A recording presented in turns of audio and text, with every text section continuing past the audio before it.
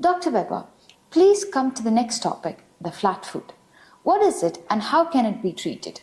The flat foot is divided in two main types, the congenital type and the acquired type. Both types are different.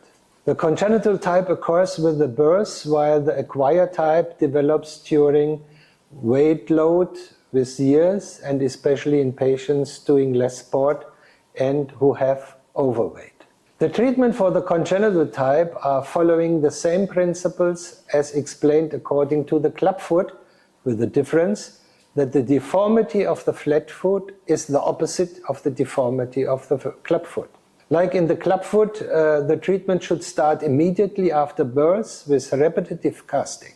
The repositioning manipulations of the affected bones and joints is in different direction as the clubfoot repositioning. Usually after 4 to 6 weeks, the treatment is completed and custom-made braces are required throughout the day and night to secure the corrections made. In more severe types and where the conservative treatment has failed, a surgery is needed. A minimal invasive technique is the flat foot implant. This is used in flexible flat feet where conservative treatments failed. It is a smart technique where the deformities are corrected altogether by placing a kind of dowel between mal-oriented foot bones, which are the calcaneus and the talus.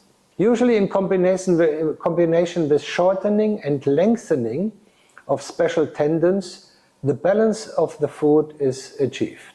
All procedures are minimal invasive and the patient can start walking soon after the surgery.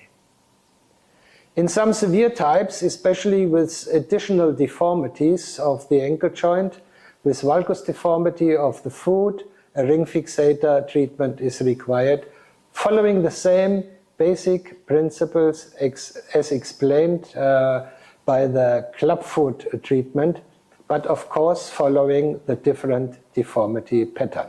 The acquired type of flat foot should be detected as soon as possible, also in the childhood, because the early treatment is here important as well. Especially in young children, the fat pad as the sole can imitate a flat foot. In this case, an X-ray is useful to ensure the diagnosis. Further treatment options are reduction of the overweight, doing sports, and enhancement of the increased intrinsic muscles of the foot. In severe deformities, where the forefoot is deviated externally and joints are subluxated, more invasive surgeries are inevitable.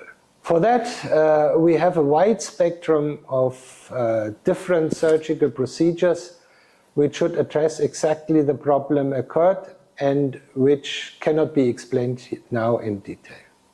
In all cases of the flat foot, the long arch of the foot and the transverse arch should be supported by custom-made insoles. So obviously, the flat foot and the club foot are completely different foot problems, which have in common that they should be treated as soon as possible and have the same principles of treatment with cast or surgeries, but just in the opposite way of correction.